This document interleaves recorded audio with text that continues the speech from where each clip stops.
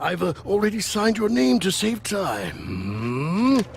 We the Racers hereby agree to give crew all proceeds from race earnings, endorsement fees, broadcast royalties, syndication residuals, vehicle sponsorships, small appearance fees, collectible card assets, fast food tie-ins, use of likeness rights, talk show deals, clothing lines, all print rights including book, novella, comic, pamphlet, ticket tape, neon sign, and bathroom graffiti designs. Toy rights, shoe lines, mood rings, game rights. Game rights! Vitamin endorsements, city kickback movie deals, and of course, all death and dismemberment accident insurance claims. Growing up in the late 90s and early 2000s, particularly during the transition from the PlayStation to the PlayStation 2, is always a fascinating and often mind-boggling era to look back on. I mean, in the space of 4 years, we saw Final Fantasy go from looking like this to looking like this. It was an era where developers were really pushing technology in game design in ways that had just never been seen before. Games like Grand Theft Auto 3, Max Payne, Halo, and Eco to name but a few. A few games from this era have also received the remake treatment, like the recent Resident Evil 4 remake, along with Shadow of the Colossus and Silent Hill 2. Several long-running franchises were born on the PlayStation 2 as well, like God of War and the Ratchet & Clank series, whilst others have kinda been left behind as precursors of a bygone era. One such franchise is Jak and Daxter, which grabbed my attention again over the last few months following the re-releases of the two PSP entries, The Lost Frontier and Daxter, the former of which I had never played before. So originally this was going to be one video mainly focused on The Lost Frontier, until I realised while replaying the games that there was no way I could quickly surmise the Jak and Daxter series in a way that felt fair to the legacy it has. So instead I'm splitting this into a two-part retrospective, with this video focusing on the PlayStation 2 Naughty Dog era, and then part 2 will cover the last two entries on the PlayStation Portable. The footage in this video is a mix of captures from PS4 and PS5 along with some PC footage, but I'll get to that later. So with that all said, let's jump through a rift gate and revisit Jak and Daxter, shall we? We won't find any more of that dark gooey eco stuff, will we? Cause I'd hate to fall in again and turn into you. Get in there before I turn you both into ferns! It's amusing how when I tell people that the studio who made The Last of Us, Naughty Dog, is in fact the same studio who made Crash Bandicoot, it almost always elicits the same response of, "What's that? Huh? What did you just say?"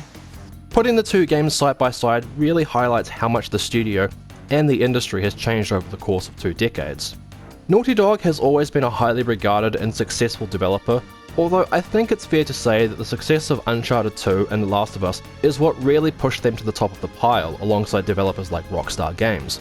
Many people these days know Naughty Dog as the cinematic Sony studio that makes intense story-driven action games with some of the most bleeding-edge graphics you'll see on consoles, raising the bar higher with every game. I mean, it's obvious just by looking at a modern Naughty Dog game that this studio is doing groundbreaking stuff. Of course, making a game look and feel this good must be hard, right? I mean, in Uncharted 3 they developed a fully procedural storming ocean so that a cruise ship level would move organically against crashing waves. Who does that for one level? But, as it turns out, this has always been the case for Naughty Dog, even though it may not seem all that obvious when you look at their earlier titles with Crash Bandicoot and Jak and Daxter. They look like, and to a certain extent, play like pretty simple games. But even back then, Naughty Dog was doing a lot of innovative and groundbreaking stuff to pull off the vision they had for the games they wanted to make.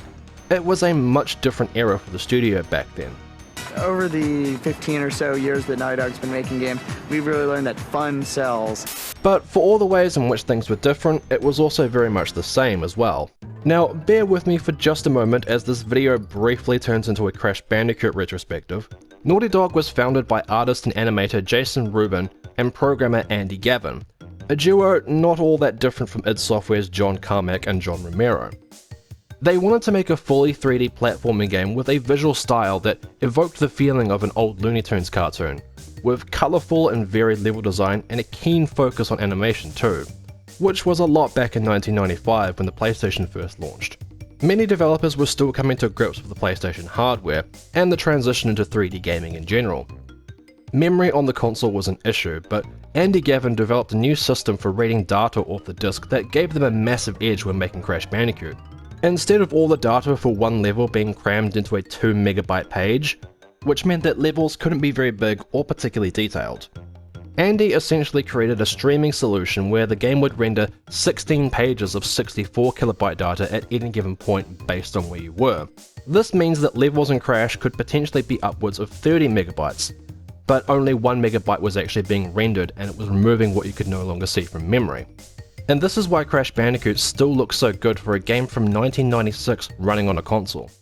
Super Mario 64 would launch a few weeks later, and while that game was also super important for pioneering open-ended 3D level design, Crash Bandicoot is arguably the better looking game, and was easier to play at the time. To further demonstrate how ahead of the curve Naughty Dog were, this is Bubsy 3D that launched 3 months after Crash Bandicoot, and it just looks atrocious, and it plays even worse. Yeah, you used to look older than dirt and uglier than a knotted stump. What gives? The success of Crash and Mario 64 led to a big boom of 3D platformers during that era. You had genuine Crash clones like Donald Duck Quack Attack, but also more innovative games like Gex 3D and Spyro the Dragon that moved into more open-ended level design.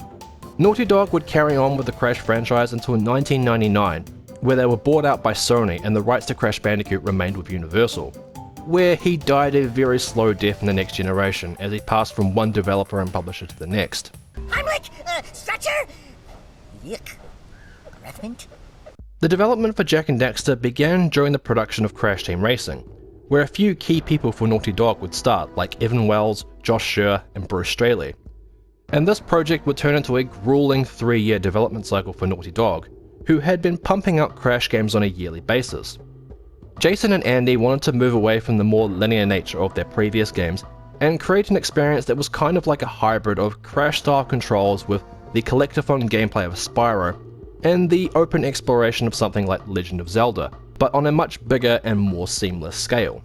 Instead of using something like the renderware engine that a lot of games, including Grand Theft Auto, used in the PlayStation 2 era, Andy Gavin of course designed his own proprietary engine for Naughty Dog called Gull.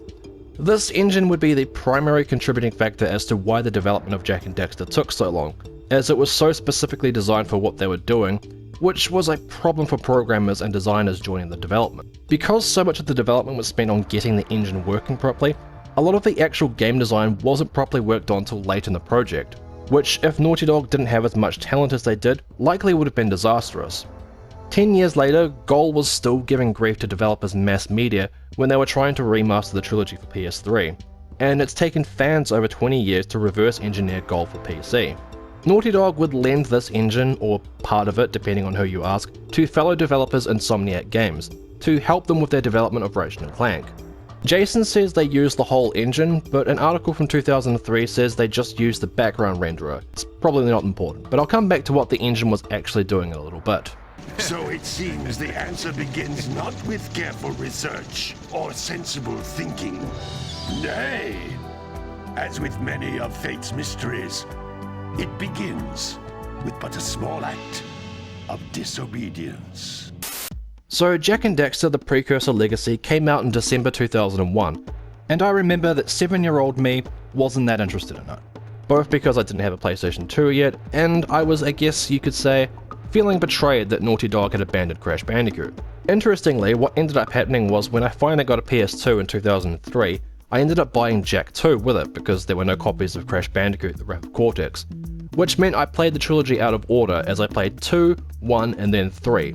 Not that this was too big of a deal, it mostly meant a few of Jak 2's early jokes went over my head, but I'm getting ahead of myself.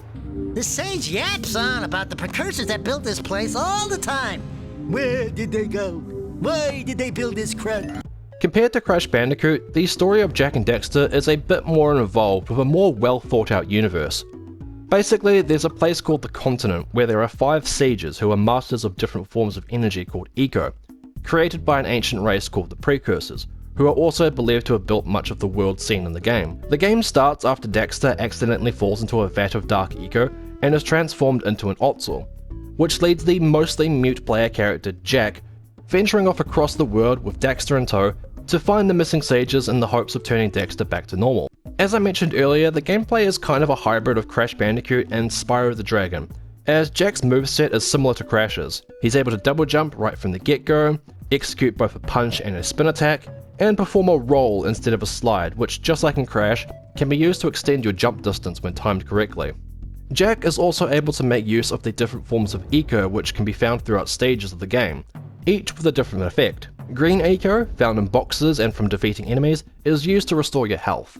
Blue eco makes Jak move faster and is also required to activate certain bits of machinery like doors and elevator platforms. And then you have 2 offensive eco types, with red eco temporarily making Jak's attack stronger, and yellow eco which fires a projectile to open steel crates and hit enemies from a distance. That was cool! Do it again. The use of these different eco types can create some interesting scenarios, like using this one burst of blue eco in Rock Village to dash across to this doohickey that gives you a bunch of orbs. Oh wait, I did it wrong. There's actually a few more around the corner to make this easier. Oops.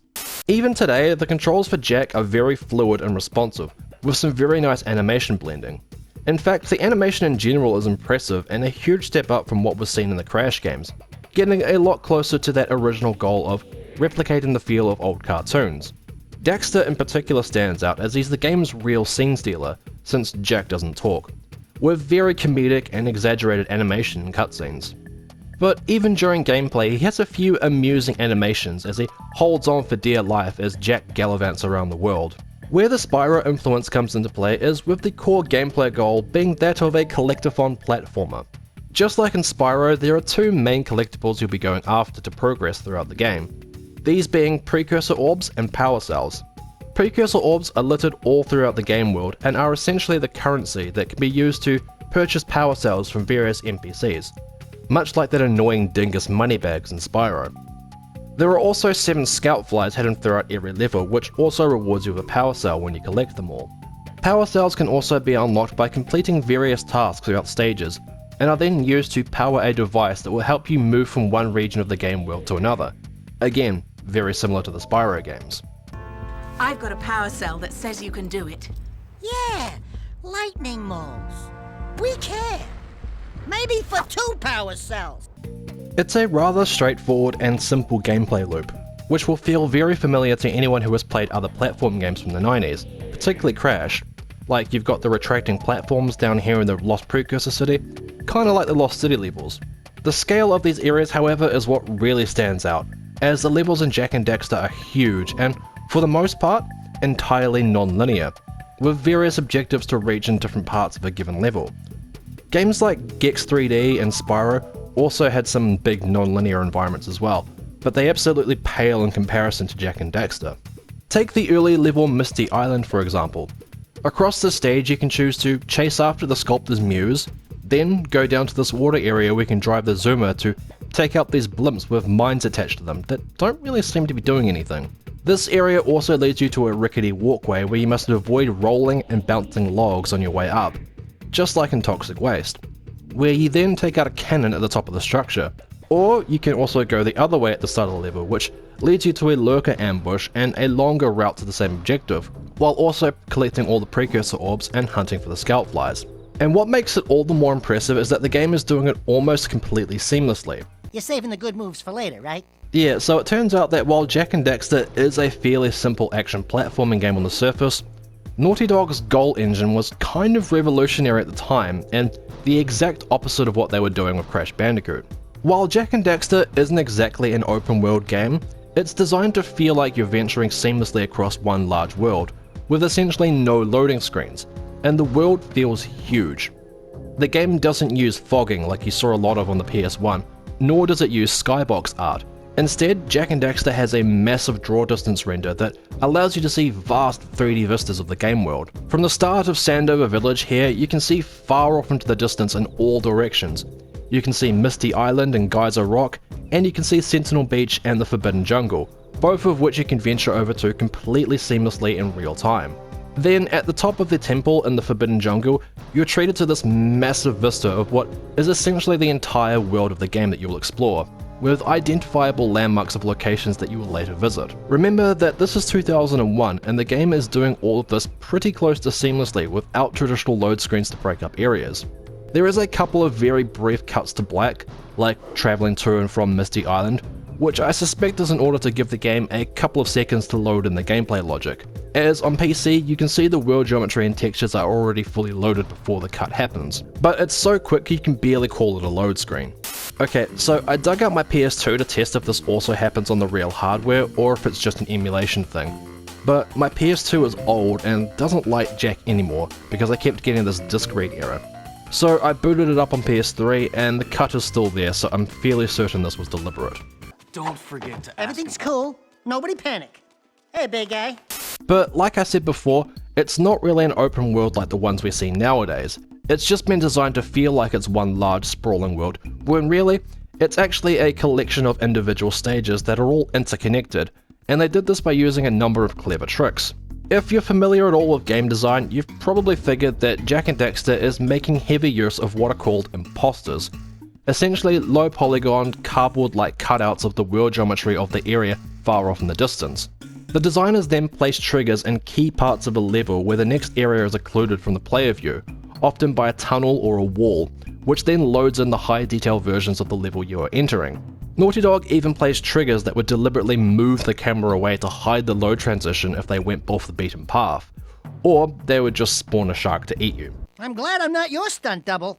This also means that whenever you're atop a location that looks out across the whole world, that's not actually the real explorable game world, it's just a massive low poly render of the world.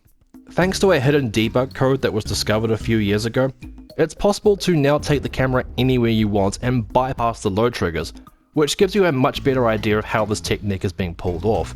And it's often really surprising just how much of the game exists in this low poly imposter state. Again, I must reiterate that this is 2001, and even though it's not a true open world, the sheer scale of everything you can see in this game is impressive, and you can still see this design philosophy in later Naughty Dog titles, particularly the Uncharted series, and in The Last of Us Part 2 as well. Like I said though, putting aside the impressive technological feats, at its core this is a simple collectathon platforming game, and in fact I would say that this is probably Naughty Dog's easiest game in their PlayStation catalogue. The combat in the game isn't all that challenging, as most enemies die in 1 or 2 hits, and just like in Crash Bandicoot, the boss fights are also relatively easy. The non-linear nature of the levels can occasionally lead to you feeling a bit lost, especially in a first playthrough, like I always dread having to replay the Spider Cape level. The scale of the levels can also lead to that very familiar feeling of anguish you experience in Crash Bandicoot, when you reach the end of a level and find out that you've missed like 2 Precursor orbs, which literally could be anywhere. I spent 45 minutes running around the snowy mountain looking for the last few orbs, which were hidden in a random mound of snow. Maybe Naughty Dog was secretly trying to warn us of the future bullshit we'd have to endure in Crash Bandicoot 4. In saying that though, there are none of the silly hidden secrets like in Crash, where you have to jump down holes to find hidden levels or anything. You did that on purpose, right? My only real gripe of the game is that the story is a bit underwhelming. The world design is really cool, for the most part the game is pretty funny, and the revelation that the bad guy ends up being the only one who could possibly help Daxter was a fun twist. Wait a minute! That was Gull? The same Gull who's supposed to change me back? Gull is the guy trying to kill us? I'm doomed. But the final area of the game is probably my least favourite part of it, and the main villains are very underdeveloped and kinda lackluster, which is an issue I feel that every game except Jak 2 suffers from. I haven't finished The Lost Frontier at the time of production, but I doubt that game has a great villain somehow. Even though I understand that he was intended to be a vessel for the player to project onto, Jak being mute was a little bit weird for a game where every other character talks, and how Kira is sort of meant to be his love interest, but he doesn't talk, so what does she say? Ultimately though, the few minor stumbles don't stop Jak and Daxter from being a super charming and fun collectathon game, even to this day in 2024. It's the game that I've replayed the most, due in part to how easy it is, which makes it a really chill experience to replay once or twice a year. The sequel, on the other hand, is an entirely different beast. Ah, the valve. Allow me.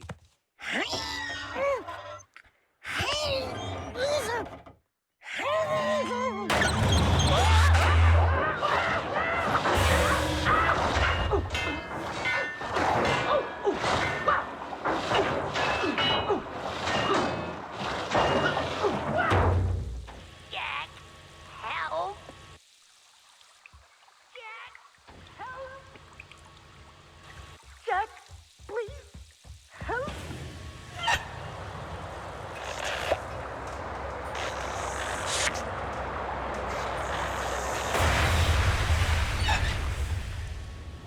Don't say it. Don't even chuckle. Next time, you turn the valve.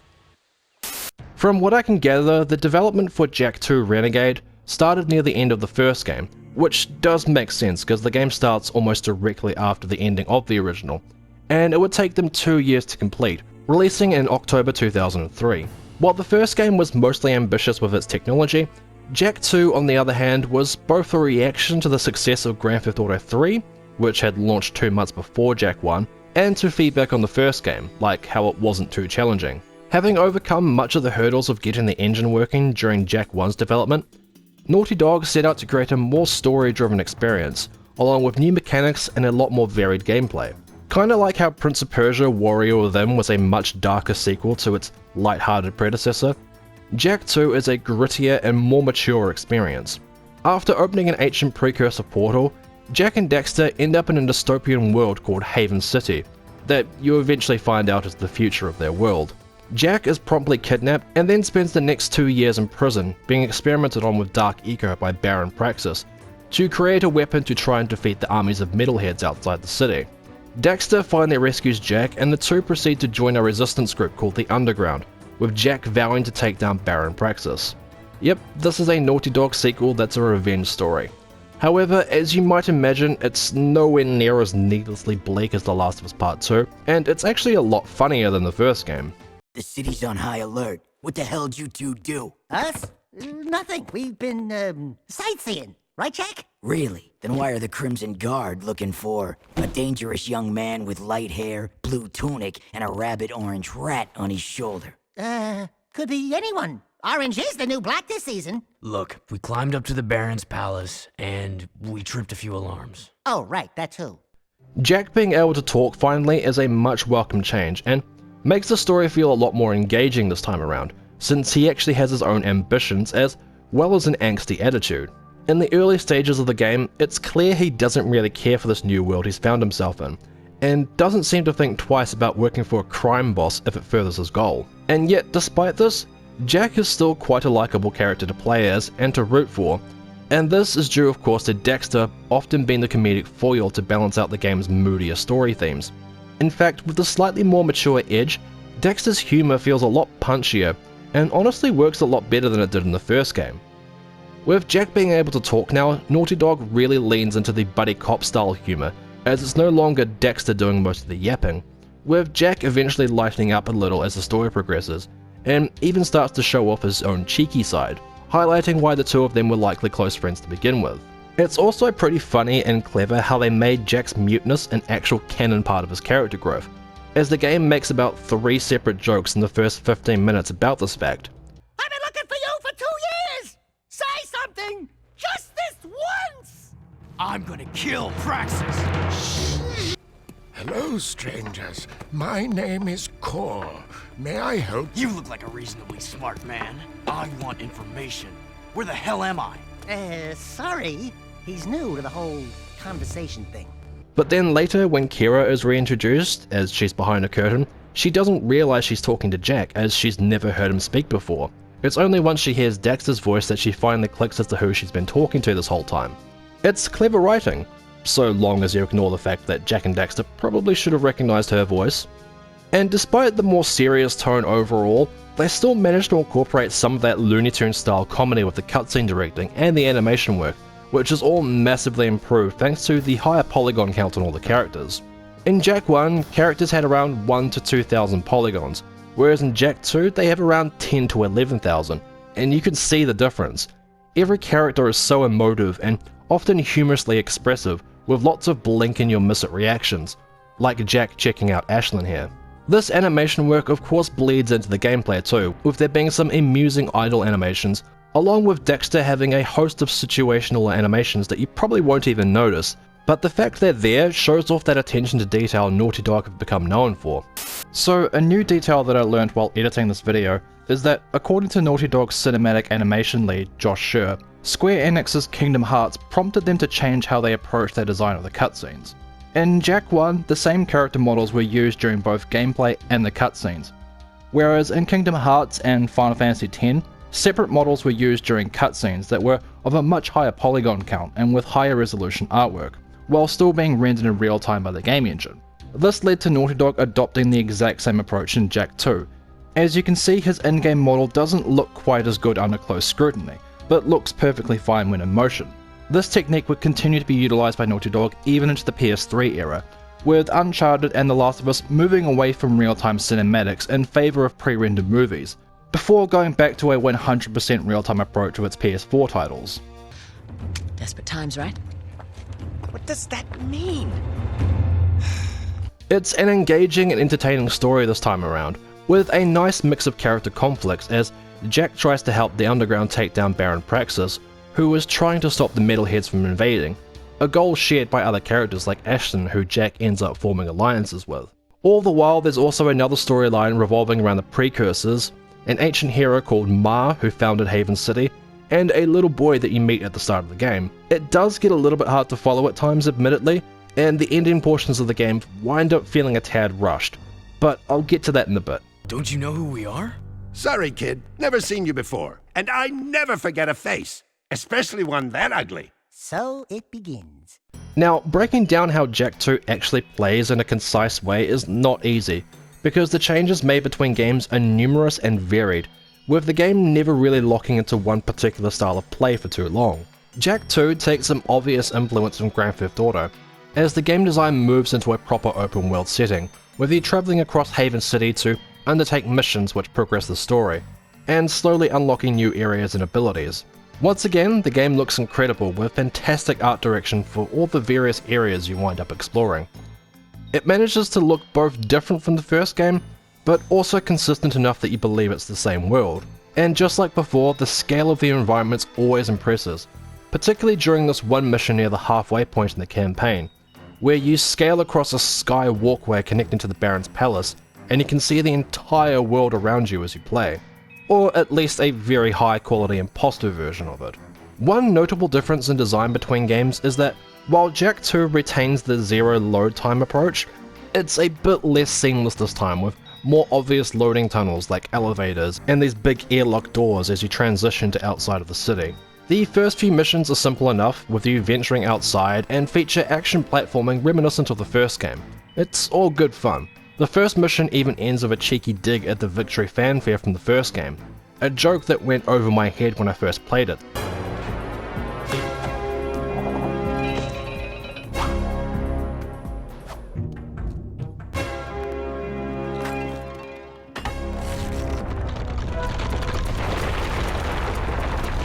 Then the difficulty unceremoniously is notched up a few gears, as you're next outrunning a tank inside a fortress that is constantly trying to lock onto you, while you're also avoiding laser trigger turrets from a slightly wonky camera angle, and then jumping across moving platforms while the tank continues to try and shoot you. The next mission then sees you driving a speeder across the city to deliver a package, all the while the Crimson Guards are chasing you, shooting at you from the ground, and setting up numerous roadblocks. I swear this mission took me like 2 hours to beat when I first played it, not helped at all by the handling of the vehicles in the game, and how easily they can just explode on you. Then, after you meet the Slimeball crew, you get your first weapon, the Scattergun, and it's from this point on that the action really starts to kick off. Missions start to see you taking on lots more enemies, sometimes in massive hordes, which is where Jak's new Dark Eco powers can come in handy, but they're not essential. I forgot they were there for most of my playthrough, which is a bit disappointing since the story tries to make a big deal of his dark new powers. Characters will sometimes remark about his newfound abilities, but you're seldom ever forced to use them during gameplay, and I think you can count on one hand the amount of times Jak transforms during cutscenes. It's probably the most underdeveloped part of the game in my opinion, and feels like a bit of a step back after the first game had such a focus on using eco powers throughout the adventure. Alright, cut! Where's the director? I can't work like this. You periodically acquire new gun upgrades over the campaign, with 4 fire modes in total, essentially being a shotgun, a rifle, a minigun, and the Peacemaker, Jak 2's answer to the BFG, which you don't get till near the end, which makes sense because it's a devastating weapon. Learning how to use all of Jak's attacks is paramount to succeeding, as just shooting alone often isn't enough. Jak is able to link together melee attacks and shooting to knock enemies over and then quickly start firing on another target, which is very helpful when fighting groups.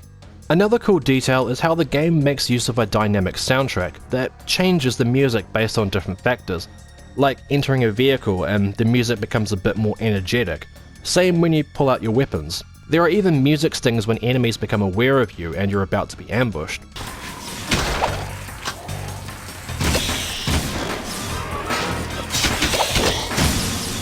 Jak 2 is a lot harder than the first game, apparently in response to criticisms that the first game was too easy.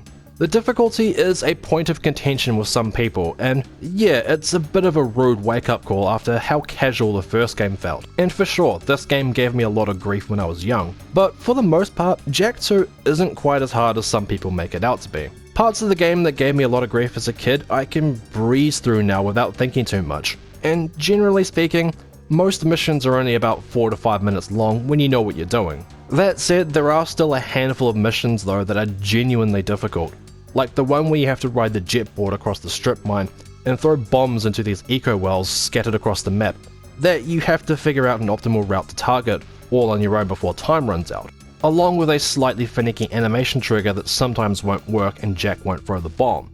Oh yeah, there's a jetboard in this game, complete with its own Tony Hawk minigame, because this was the early 2000s, so of course there was. The game does however manage to find some pretty cool ways to incorporate the jetboard into missions that prevents it from feeling like a one-off gimmick. Cool! How does it work? Ah! I believe this is yours! Hey, not my problem anymore. No, really, I insist! You're the hero! No, Jak's the hero! Oops. Sorry. My bad. Undoubtedly, the most grueling and most frustrating mission in the entire game is the one around halfway through the campaign. After retrieving a relic of Mara in the water slums, you're ambushed by multiple platoons of Crimson Guards, as you then have to escape the slums without dying. This proves extremely difficult for a few reasons, like you can't fall into the water or attempt to ride the jetboard across the water because a drone will immediately kill you. You also can't use the jetboard because the walkways are so finicky to navigate across, not to mention how easy it is to accidentally hit pedestrians or the guards that are dropping out of airships. You also can't just simply run past all the guards because the dropships have laser turrets, meaning you instead have to take everyone out, wait for the ship to leave and then move forward, but also keep in mind that the dropship comes back and drops off more guards behind you. I think this mission made me give up on Jak 2 for like 6 months when I first played it, during which time I probably went and got stuck somewhere in Final Fantasy X. Funnily enough, it was using the jetboard tactic that I managed to beat this mission for this video. I quit the mission and then restarted it, which seems to cause a slight delay in the speed at which the dropships arrive, which gave me just enough of a window that I was able to speed past the drop points and somehow not fall off or hit a pedestrian. Pretty sure I just got super lucky here. Probably the biggest contributing factor to the difficulty of Jak 2 and why a lot of people find it frustrating is because a lot of the missions don't have checkpoints. Going back to what I said before that most missions are about 4 to 5 minutes long when you know what to do, you can kinda see how this could become irritating on a first playthrough, as death results in you having to do the entire mission again. This wasn't exactly uncommon at the time, as the GTA games also didn't have checkpoints, but Jak 2 I'd argue has a much steeper difficulty curve. Some missions do have checkpoints though, usually the more open-ended, multi-objective ones. It's just annoying because the game never indicates when a checkpoint has been triggered, making the inconsistency feel a bit more annoying as the game gets progressively harder. A number of these checkpointless missions also happen to be escort quests too, which, you know, are seldom ever fun.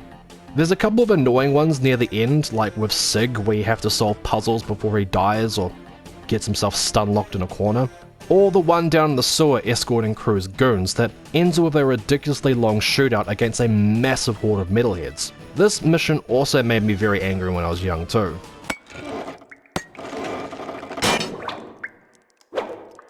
Whoa! Got it. Where would you be without me, eh, Dax? Well, Jak, I probably wouldn't be 2 feet tall, fuzzy, and running around in a sewer without a pair of pants. It is easy to forgive the game's few low points related to these difficulty spikes in the grand scheme of things, because Jak 2 is a game that is doing so much.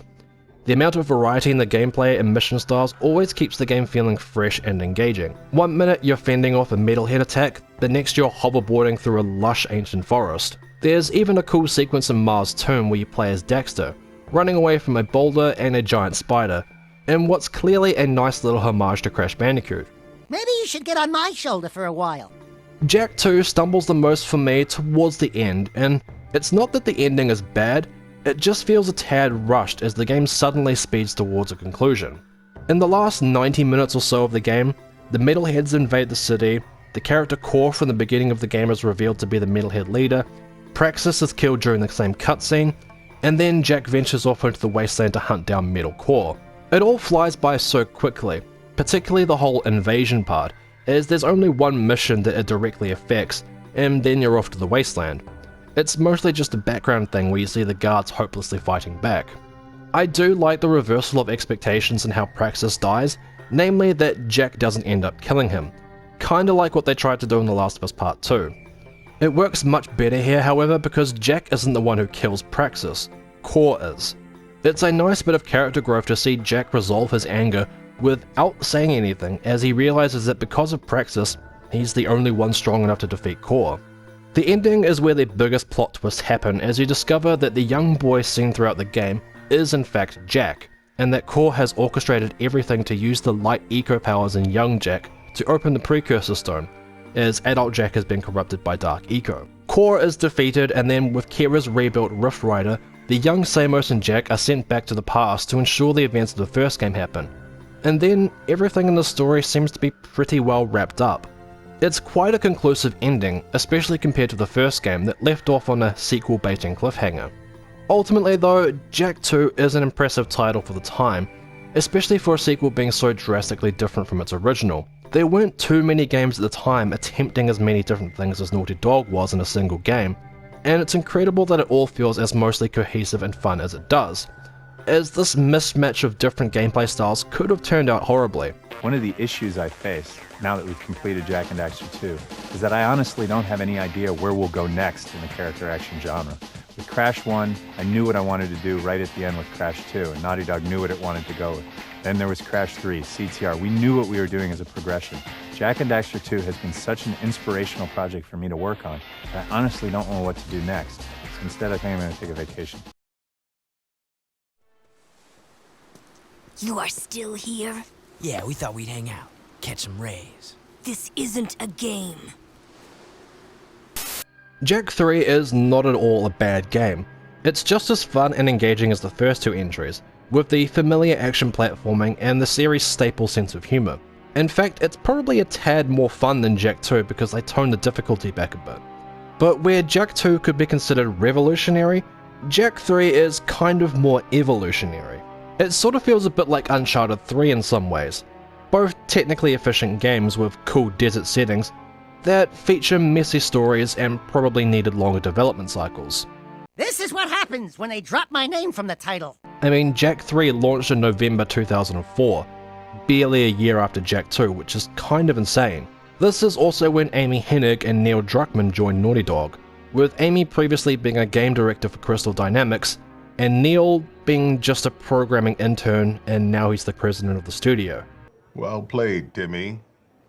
Well played. Jak 3 picks up sometime after the events of Jak 2, during which time a lot of things have happened that the intro tries to get us up to speed with.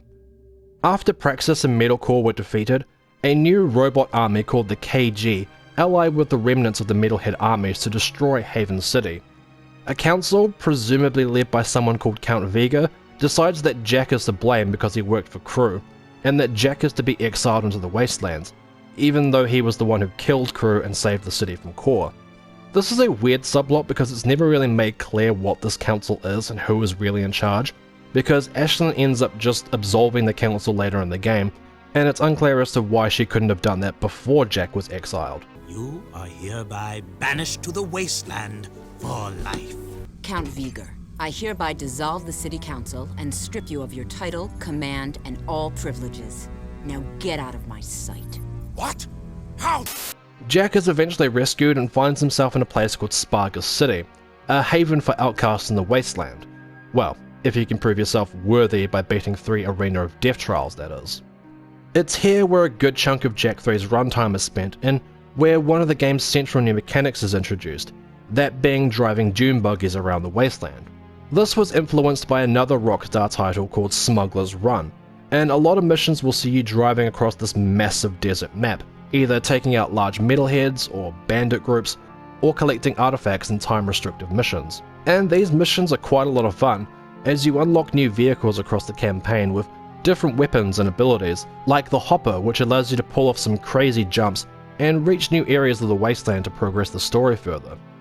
Across the game, Jak also unlocks new add-ons for his weapons from the last game, and some of these are really kind of overpowered when you use them correctly, which is a lot of fun, but does come at the cost of the game's overall difficulty, possibly a deliberate response to how everyone complained how hard Jak 2 was.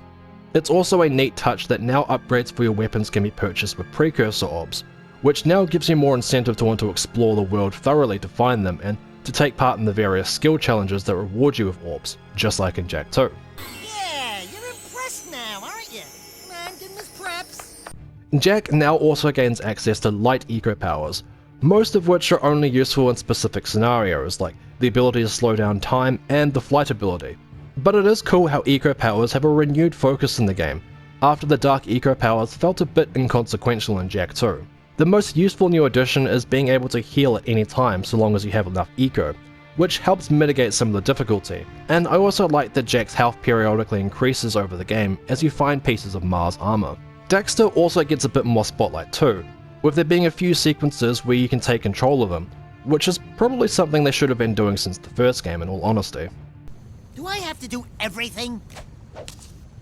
These aren't massive game changers overall, which kind of goes back to how I said that Jak 3 feels more evolutionary, with much of the core design being iterations on everything Jak 2 did. I mean, it kinda makes sense how Naughty Dog was able to crunch this game out so fast when you see how much of Jak 2 is recycled in Jak 3. Again, this isn't bad at all, and when you're playing through Jak 3, it is a very fun and engaging experience, maintaining the same variety of gameplay styles that kept Jak 2 feeling constantly fresh throughout its campaign. Once again, the art direction and the graphics are stellar with really great fluid feeling level design. There are some great sequences like venturing through the stadium ruins where the palace collapsed. That's a great mix of action and platforming. This is a technically efficient game, and a blast to play through, especially if you jump straight into it from Jak 2. Oh, wait till you hear about my adventures in the wasteland. So there I was, facing a whole brood of slobbering metalheads. The story, however, is all over the place, and honestly is kind of a mess, again similar to Uncharted 3. It feels rather unfocused and a bit unsure of what it's trying to be, with so many different story threads going on at once. Like there's the war in Haven City against the metalheads and the KG deathbots, which largely goes ignored for quite a while as Jak acclimatizes to his new life out in the wasteland, with him even going as far as saying that he's done being a hero and that he prefers being a wastelander, which you'd think might be setting up a more reluctant hero arc for Jak this time, but no. He ends up in Haven City not long after this and just immediately rejoins his old comrades in the fight for the city. Where things get messier is with how the game has multiple antagonists fighting for screen time, and they all end up feeling a bit underwhelming. You have Count Vega, who seems to be the main villain, but then not really. I hereby dissolve the city council. A character called Errol from Jak 2 returns as Cyber Errol, now the leader of the KG, who I guess is the real main villain, even though he only really shows up in the second half of the game. And then you also have the looming threat of something called the Daystar approaching the world, which is a ship carrying a race of dark eco-corrupted aliens using similar technology to the Precursors. The latter two are pretty cool concepts, especially the Daymakers, both feeling like they could have been the central villains for the story, but instead they just end up fighting for space in what is already a very crammed story. I think Viger's behind it. Or Errol. Or maybe... I hereby dissolve the city council. The whole second half of the game feels quite rushed, compared to the first half where Jak is just out there being a wastelander, and then suddenly all of these forces are just out to destroy the world. This leads to instances where scenes should have been spaced further apart, like the death of Damus being a pretty sad moment, as he's one of the better new characters in the game, and this also comes with the reveal that he was in fact Jak's father, and that Jak is both a descendant of Ma and was originally named after him. This is then immediately followed by one of the funniest scenes in the entire series, where it's revealed that the Precursors are actually Otzels, just like Daxter. It is a great reveal and recontextualizes some information from the first game, but the tonal shift between these two scenes is quite jarring. See? the people, Jak. They need you.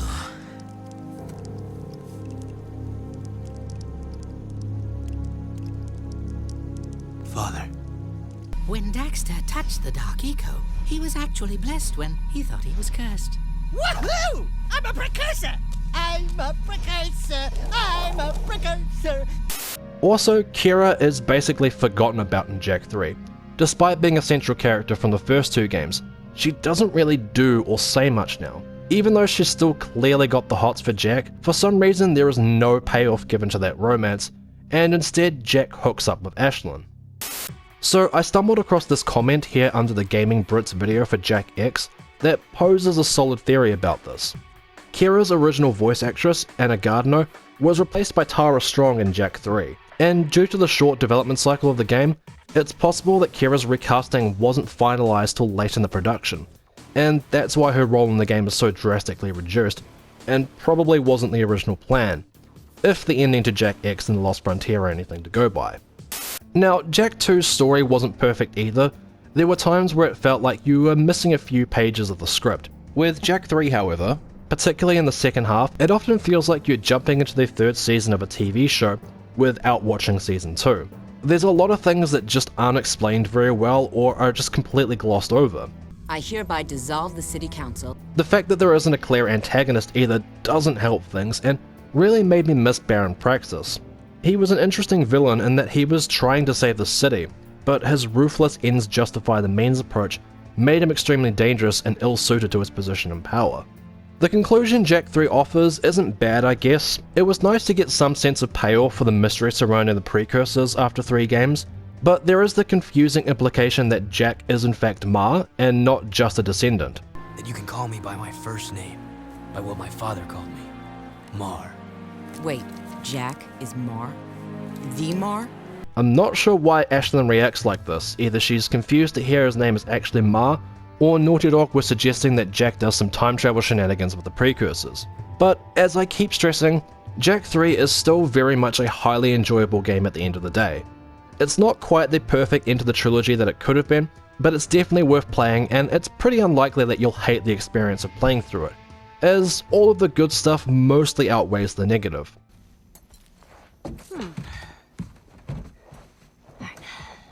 Turn on the engine. Alright, these are my guns.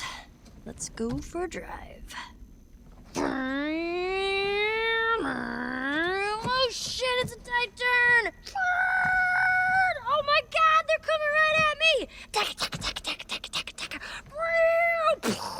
Ellie crosses the finish line! Man, shooting race cars? The game is stupid.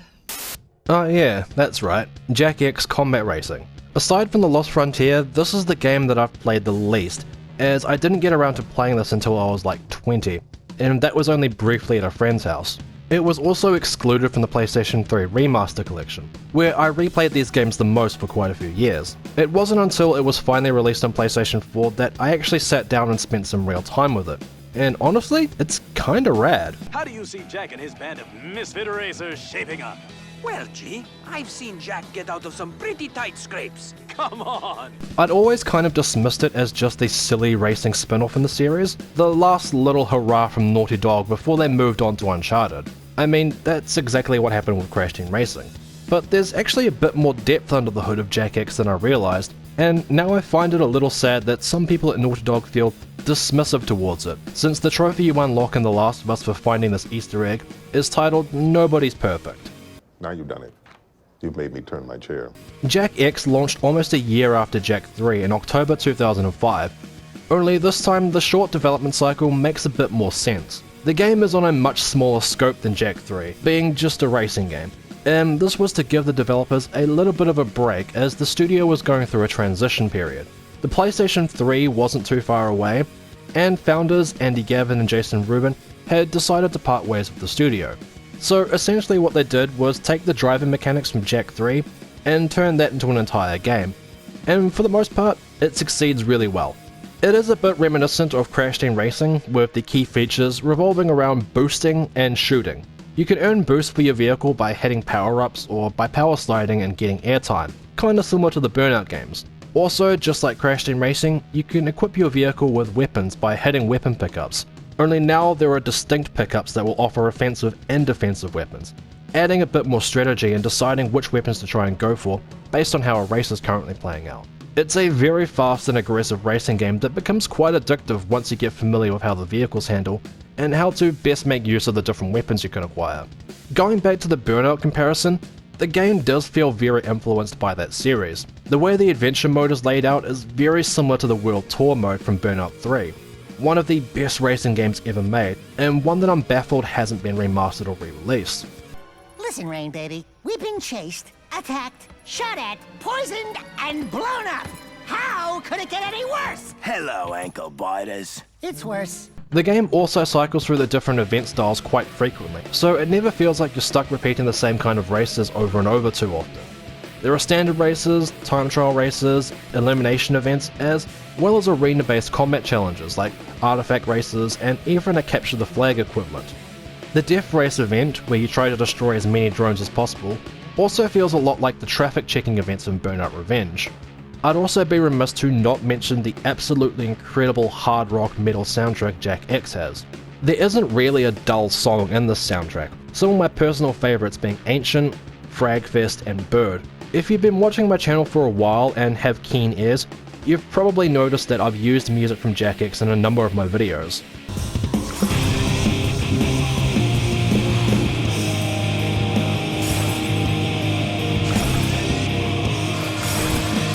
What elevates all of this from simply being a fun combat racing game is that, unlike Crash Team Racing, Jak X actually has a story to it. Like, the story is a genuine follow-up to the events of Jak 3, with real stakes and character development. This does result in some hilariously absurd ludonarrative dissonance as you blow your friends up during gameplay, but it's a story with far more depth than you'd expect to see in a racing spin-off game.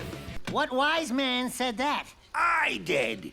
Sometime after Jak 3, everyone winds up in Crash City to attend the last will reading for crew, where they're all poisoned and forced to compete in the Grand Championship, with an antidote promised if they win. This then leads to a number of amusing but also interesting conflicts between the characters over who to trust to get them out of the dire situation they found themselves in.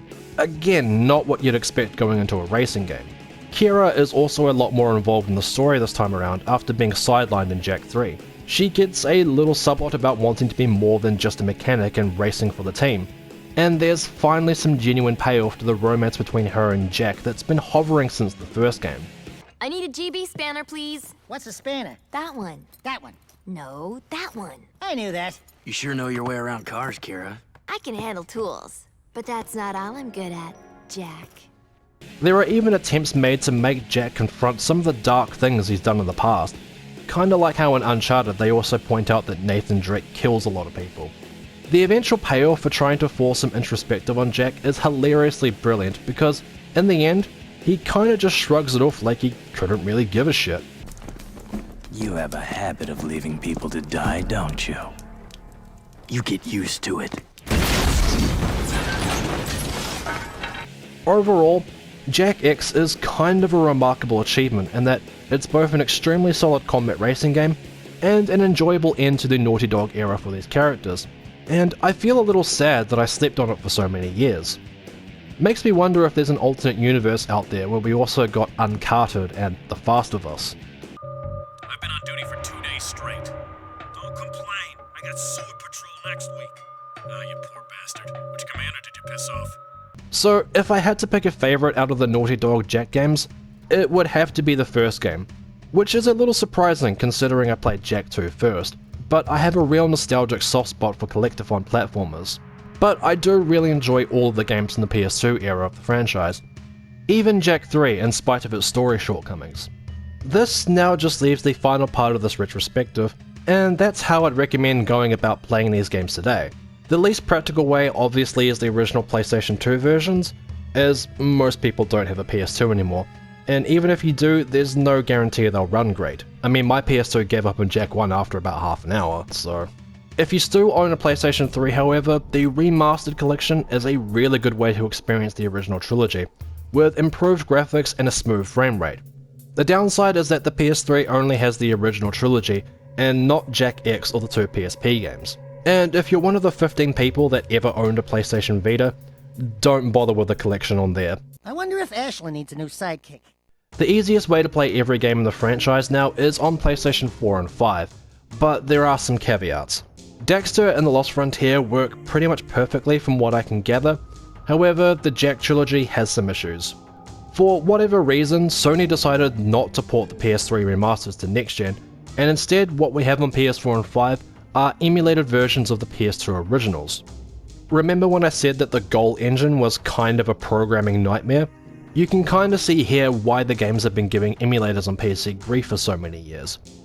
While the first game runs just fine, Jak 2 and 3 however suffer from emulation issues, the most noticeable being slowdowns of the frame rate, especially on PS4. These aren't frequent, but they're noticeable enough to be distracting when they happen. There are also lots of graphics errors during cutscenes, instances where the textures either won't load correctly, or more annoyingly, when you can see the face models breaking up.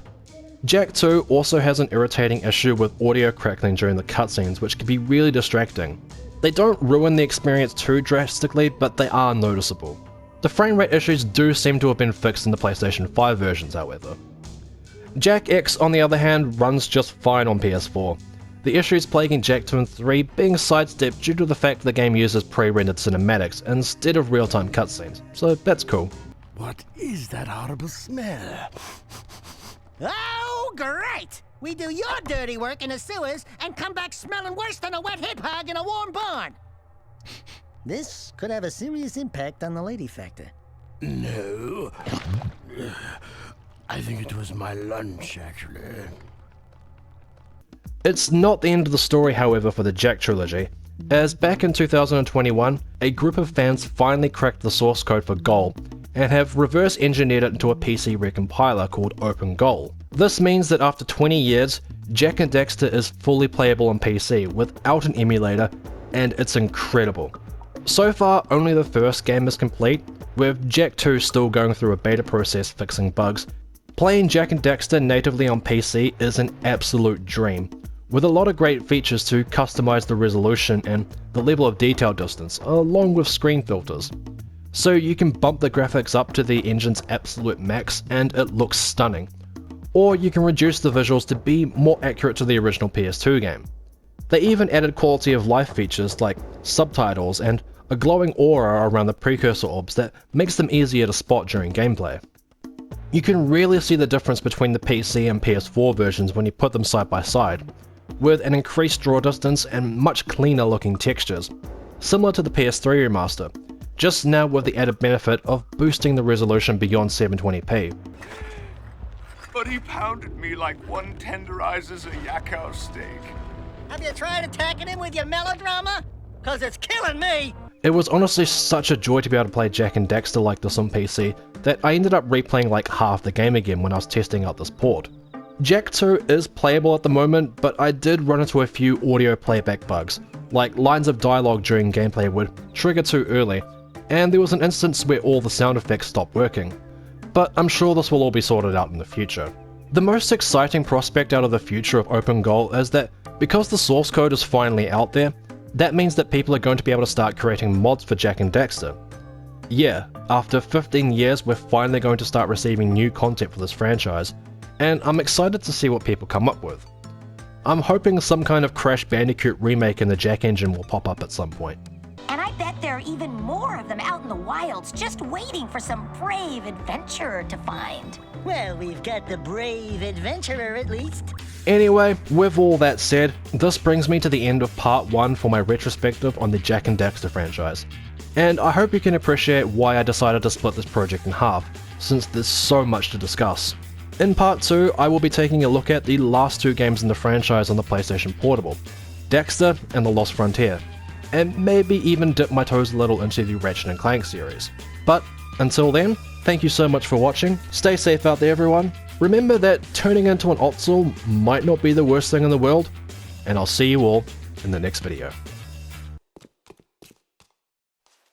I'm on it. Wait a minute. I think this time you should go get the thing. Looks dodgy up there! Don't hurt yourself, Jack! It's a curse, isn't it?